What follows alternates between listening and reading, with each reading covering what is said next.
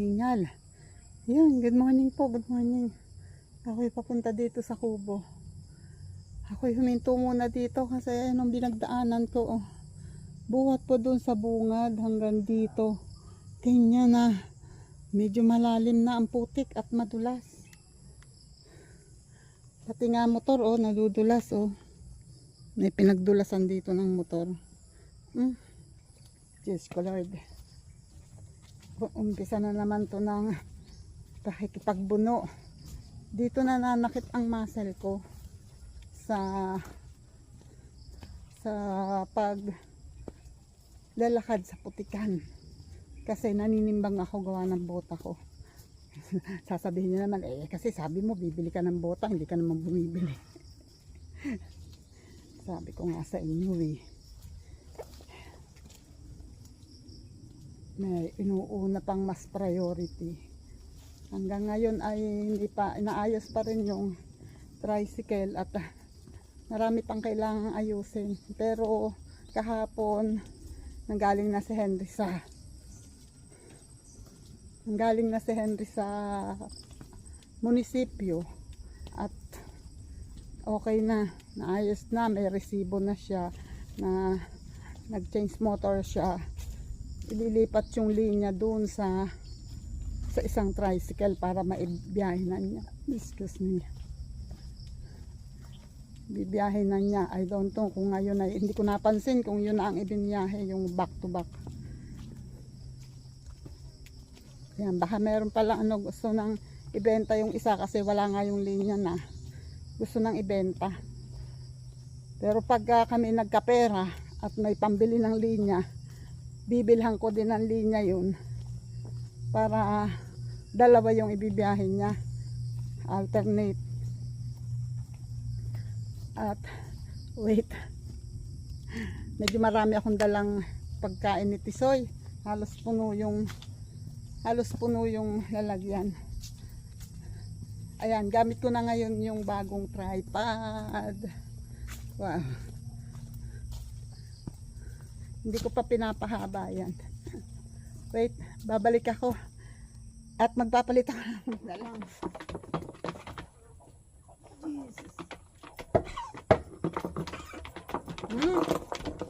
Malantod. Wait lang.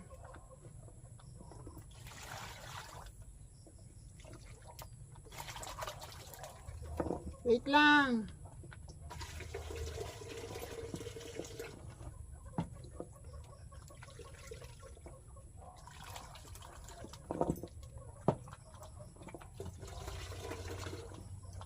Okay, mamaya itong iba.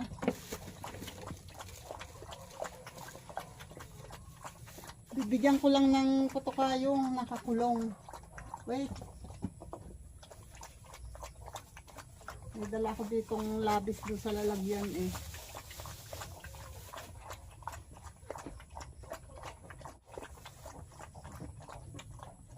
Hanggang nga muna tayo nito. Mainit. Minsangan.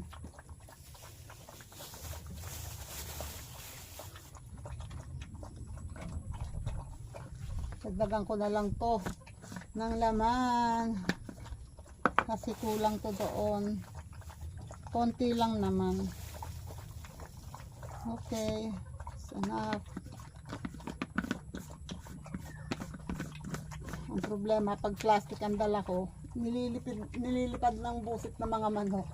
Tinutuka, nauunahan ako. Wait. Tara.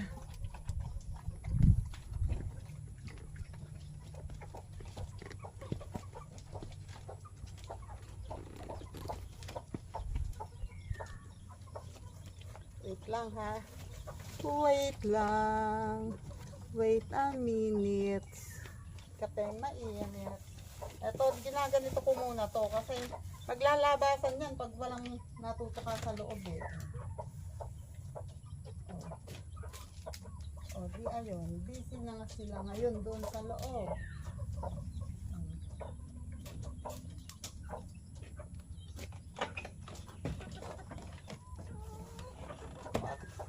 Lalabas ka na naman ha.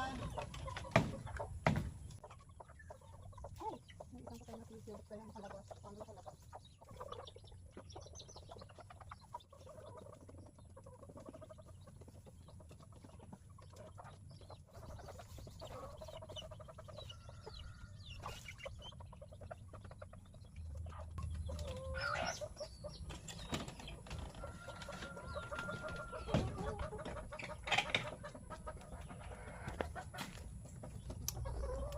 Sad naman.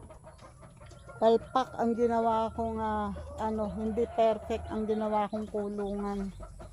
Nakakasad naman. Merong malaking space dito sa bandang gilid sa malapit sa harap. May malaking space doon sa sahig. Tinatungan ko lang ng kawayan na biyak. Hindi ko na ipako. Ayun. Kung ang nangyari, parang nakakalusot doon, nahuhulog doon yung sisiw. Yung 8 sisiw, naging 3 na lang. 3 ang natira. Kahapon siguro. Hindi kasi ako nakapunta kahapon. Sorry naman. Kakalungkot naman. Ay, nakakasad talaga. Kulang talaga yung effort. Sayang yung effort. Sobrang effort ko. Sobrang hirap para maigawa ko ng kulungan at maging safe. Nakakasad talaga. Kulang ang ginawa ko. Kagustuhan ko maging safe. Aray ko! Itong asong to. Biglang tumakbo, nakaano sa akin yung tali, kainis kang aso. Yan, ayun na naman. Diyos ko. Eto, kahit nahuli na, ay lalagyan ko nitong ito ang kulang eh. Hindi ko nalagyan agad ng sapin na nitong, sabi ko nga lalagyan ko ng tarpaulin. Hindi ako sure pero feeling ko ay tinutukan itong mga nasa ilalim dun sa ilalim yung mga sisiw kasi nga walang sapin. Mali talaga. Sorry talaga. Wait lang.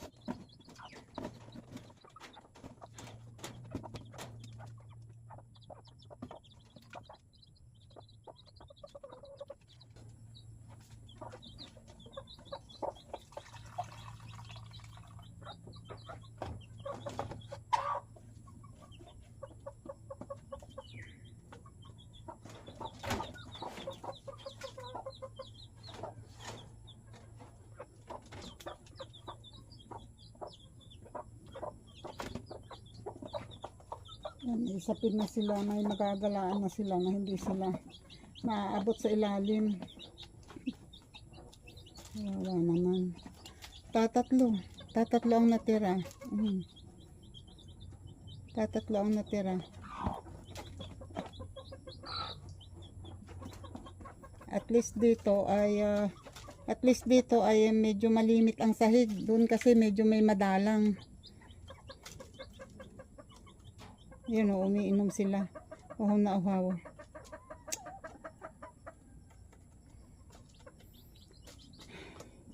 Hindi kasi ako nakapunta dito kahapon dahil Wednesday. At pag Wednesday kasi talagang hirap ako dahil namamalengke pa ako. Tapos nagdalawang punta pa ako sa bayan. Kasi ay may inaayos nga ako sa tricycle.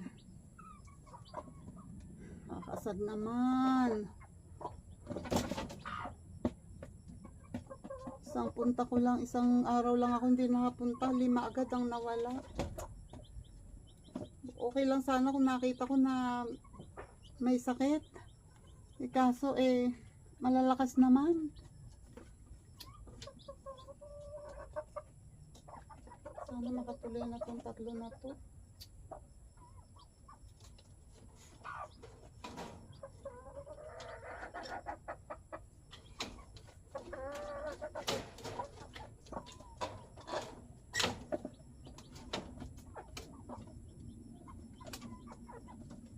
Sana maging okay na kayo.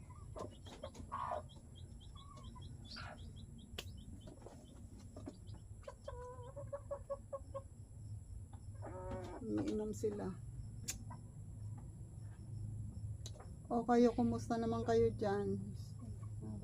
Nakakapanghina kasi pag ganun.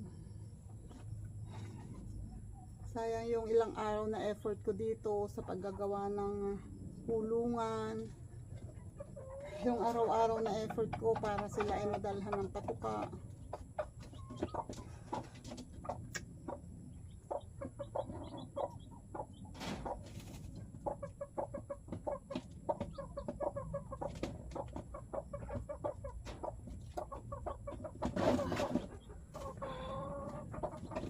Nanghihina talaga ako.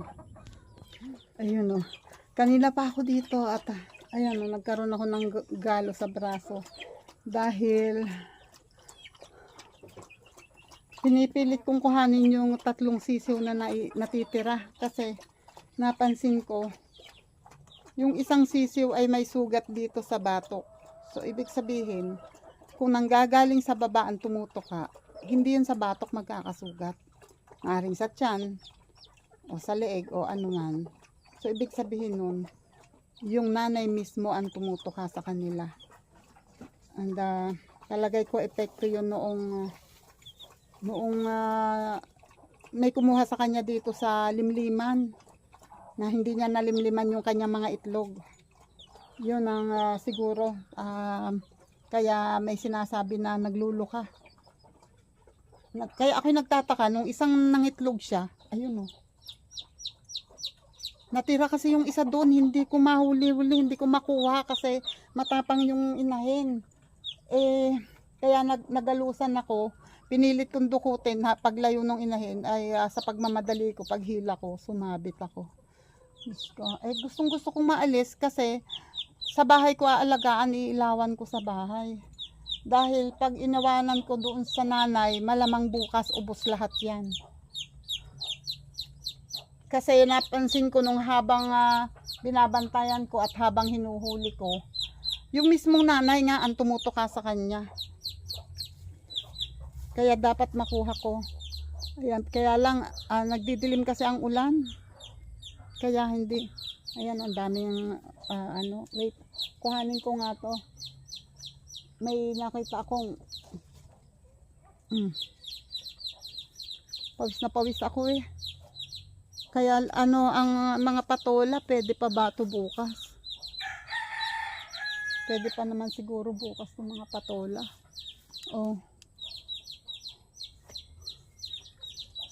Pwede pa yan, hindi kuhanin. Kaawa ang mga sisiw, kailangan mailawan na yan. Wala. Ilang malaking patola, kundi yung 3, 4. Bali 5, pero yung isa ay maliit na maliit ang puno. Ay, wait lang, nag-iiyaan ka ng mga sisiw. Ako'y pauwi na. Wait, yan, para maipakita ko sa inyo kung ano tong nasa paligid ko. Ayan, bitbit ko na yung 2 sisiw. Tatry ko alagaan sa bahay, ilawan to. Wait,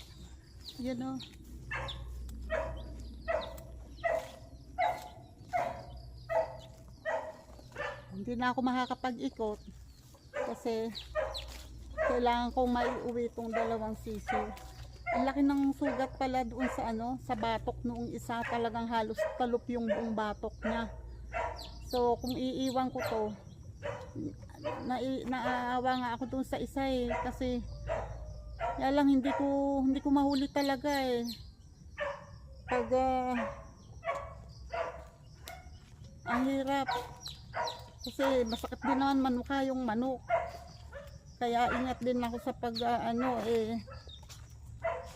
hindi ko agad naisip na hulihin kanina habang nung umiinom silang tatlo na nandun sila sa malapit sa pinto ng kulungan doon, tsaka hindi pa sila stress yung inahin. Noong hinuli ko tong dalawa sobrang stress, kaya ayun, kaya lang kailangan talaga yun ay ano kaya magandang gawin doon para hindi na siya ganon, kasi kabawa ang mga anak niya, kaya pala nauubos yung anak. Sabi ko nga lahat naman ginagawa ko ng paraan para maging ligtas yung mga sisiw, kaso doon pala mismo yung nanay pala mismo ang nananakit sa kanila.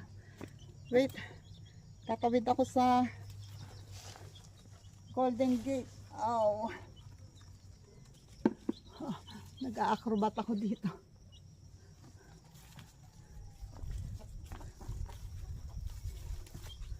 Isa-isa nga yung inahin namin, ganun pang magsisiw. So kahit na maganda sana at halos na pipisa niyan lahat ang mga itlog niya. Ngayon lang nakaranas yun ng may isang natira na hindi napisa.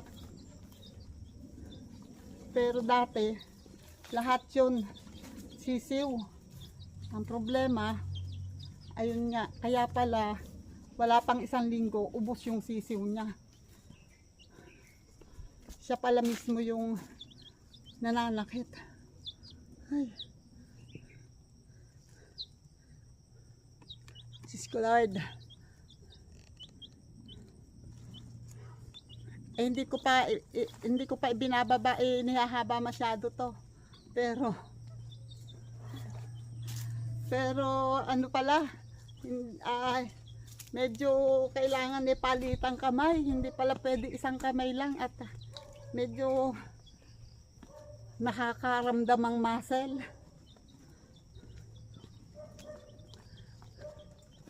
Yan o, tinakluban ko ng tinakluban ko ng dahon yung para medyo mag-feeling safe sila.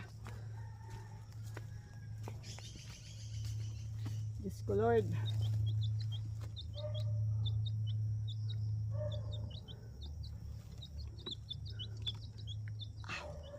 Masakit sa muscle Ayan, gusto ko lang ipakita sa inyo kung ano yung dinadaanan ko. Kaya ako, at saka tinesting ko kung ano to, kung okay ba. Pagka medyo malalakas ang muscle, siguro pag lalaki pwede, kasi medyo mas malalakas ang muscle nila. Ito sandali pa lamang nararamdaman ko na yung muscle ko.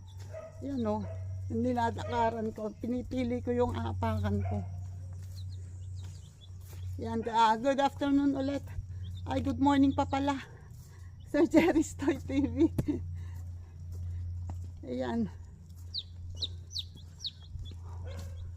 Hingal ako Mataas na ang putik kasi kagabi, nung isang gabi at saka kagabi umuulan. Ito na yung yung ayan, yung medyo madulas. Ang tanong, ayan, Jesus, nadudulas ako. Kundi ako'y sa gilid dumaan, kasi pag dito sa walang damo, sigurado nahihirapan ako lalo. Ayan, shoutout sa inyong lahat. Thank you po sa mga nakakaabot dito sa dulo ng aking vlog. Marami pa ako dapat gagawin. At kanina pa ako doon sa kubo. Dapat marami pa akong gagawin. Naubos ang oras ko sa pagbabantay doon sa sisiw. Kasi nga, tinutuka ng manok. Aray ko. Tinutuka ng nanay. Sana mailigtas ko itong dalawang to. Sana, ouch! Sana tama ang desisyon ko. And sana mapagaling ko yung sugat ng isang sisiw. Oh my God. Madulas. Madulas. Wait, saan ba ako dadaan?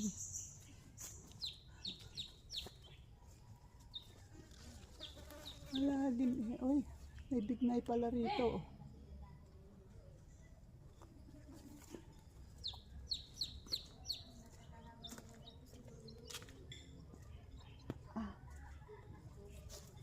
Madulas. Oops. Madulas, madulas. Ito na ako sa tapat ng bahay nila.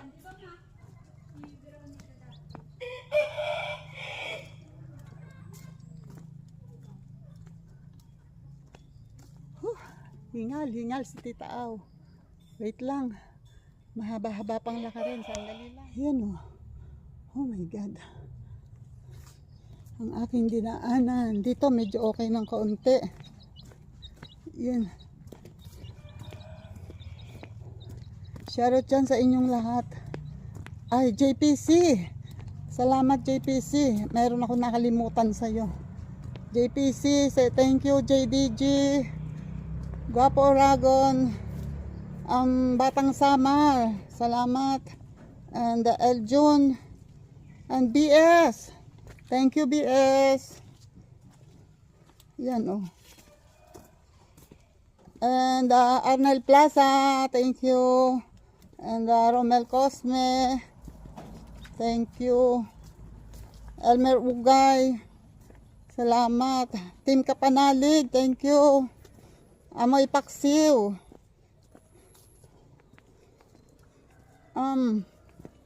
At maraming salamat sa mga iba pa. Weirdo!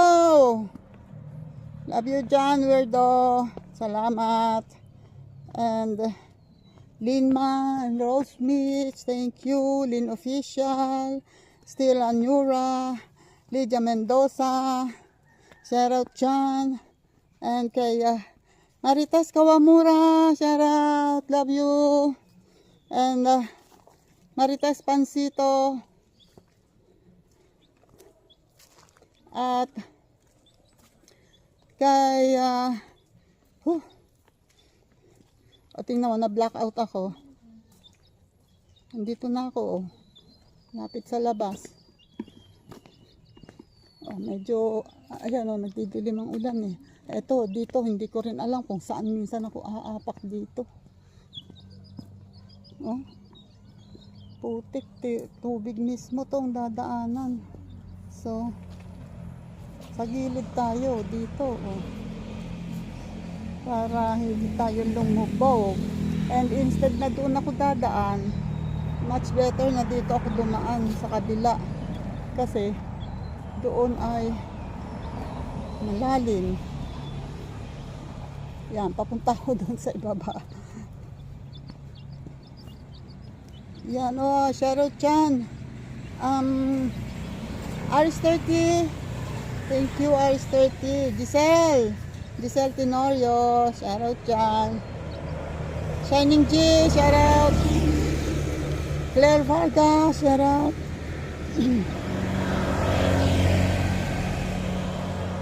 Init. Init. Wait.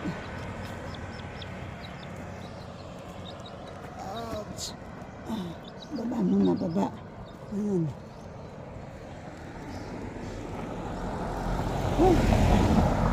Ayan, shoutout sa inyong lahat. Sa ating mga OFW, aray ko. Sa ating mga OFW, thank you and ingat kayo palagi. Filipina Carpenter in USA. Ayan, Filipina Carpenter sa USA. Shout out. And kay Carrie, ang kanyang loving hubby. And kay Dita Bisaya Life in America, shout out. Yan. Shout out dyan sa mga teams natin. Kasangga Foundation. Shout out. Kasangga Foundation, Kalembang Boys, Sorry Team USA, shout out dyan. And Team Pula, shout out Team Pula. And tingnan yung makahaba ang ano ng damo ng aking dinaanan. Yung lang daanan ng tao ang medyo mababa. Napakainit. Oh, sobrang init. Kaya ako ay nagpapahinga muna dito. Kung may dadaang tricycle ay sasakay ako. Kung wala naman, naghihintay ako ng lilim. Kasi napakainit maglakad. Ayan ang tricycle. Uy, may tricycle. Wait.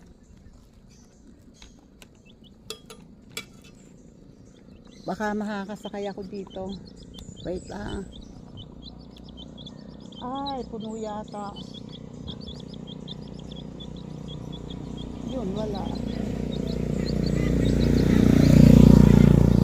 Ay, ba't hindi ako pinasakay? May pamasahe naman ako. Eto pa isa. Yun, nakasakay ako. Nakasakay ako. Thank you Lord. Napakainit maglakad. Ouch. Wait lang kuya. Mahina ang kalaban. Okay. Ayan.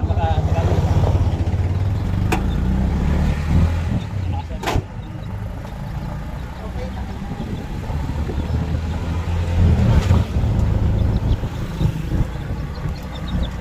Malaman ko saan pupunta ang aking camera. Kaya rin akong nalamdalawang sisiw. Wait lang. Ito na ako sa bahay. And thank you Lord. Kasi parating ako ng maayos. Ah, nakatali ba? Opo. Teka, wait. Nagpapabukas ng tinapay si kuya. Dali lang ha. Meron pa kaming rambutan na pinanguhan namin, hindi naubos. Wait. Ayun oh. Ibaba ko na yung gamit ko.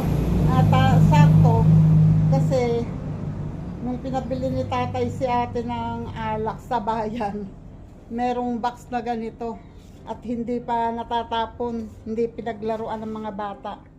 So, dyan ko ilalagay ang sisiw.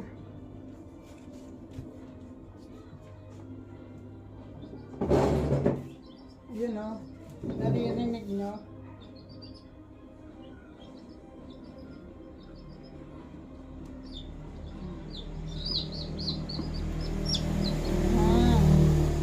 Ganito yun. Okay. O, diba? Mas safe kayo dyan. Wait lang ha. Yan o. Okay na po ang lahat. Thank you everyone. At ako ay nagluto na ako ng sunny side up na itlog. At ininit ko yung pinrito ni ate na bangus kagabi. At kinuha ko yung totoo. Kinuha ko yung tutong ng aming sinaing. O, diba? Yun ang gusto ko eh. Shoutout naman dyan sa nakatambak sa aming isang table. Basta ko lang ibinaba doon pagkarating ko. Ay, nako. Thank you sa inyong lahat. Tara, kain tayo. Salamat!